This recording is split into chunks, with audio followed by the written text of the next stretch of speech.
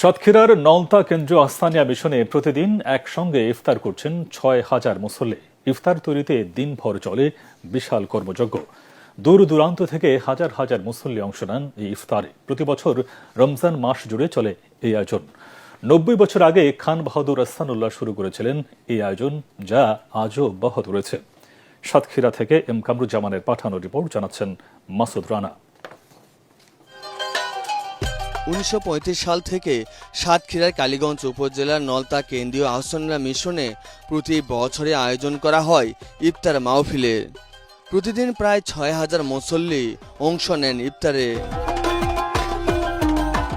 স্রষ্টার উপাসনা আর সৃষ্টির সেবার মধ্য দিয়েই সৃষ্টিকর্তার সান্নিধ্য লাভের আশায় খান বাহাদুর আহসানুল্লাহ ১৯৩৫ সালে শুরু করেছিলেন এই ইফতার মাহফিলে। ১৯৬৫ সালে তার মৃত্যুর পরেও তা অব্যাহত রেখেছে ভক্ত অনুসারীরা। দূর দূরান্ত থেকে নলতা শরীফে ইফতার করতে আসেন মুসল্লিরা। ইফতারে অনেক আগেই হাজার হাজার মানুষে পূর্ণ হয়ে ওঠে মাঠ।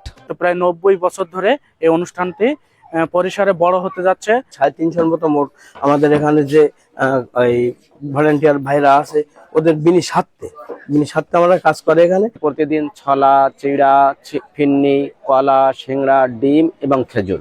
প্রতিদিন সকাল থেকেই শুরু হয় আয়োজন। ইফতার বানানোর শেষে স্বেচ্ছাসেবকরা বন্টন করে ৭ পদের ইফতার ও শরবত।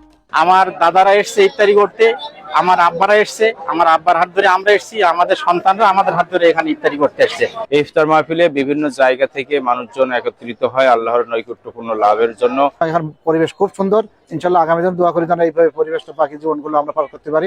নলতা কেন্দ্রীয় আহসানিয়া মিশনের সাধারণ সম্পাদক জানান, মানুষের দানের অর্থেই ইফতারের আয়োজন করা হয়।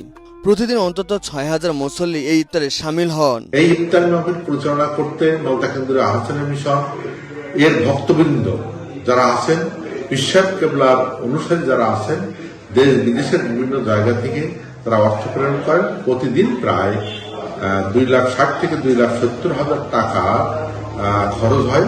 শুধু ইফতারে টানে নয়, মানুষে মিলবার আকর্ষণীয় অনেকে অংশ নেন এই আয়োজনে।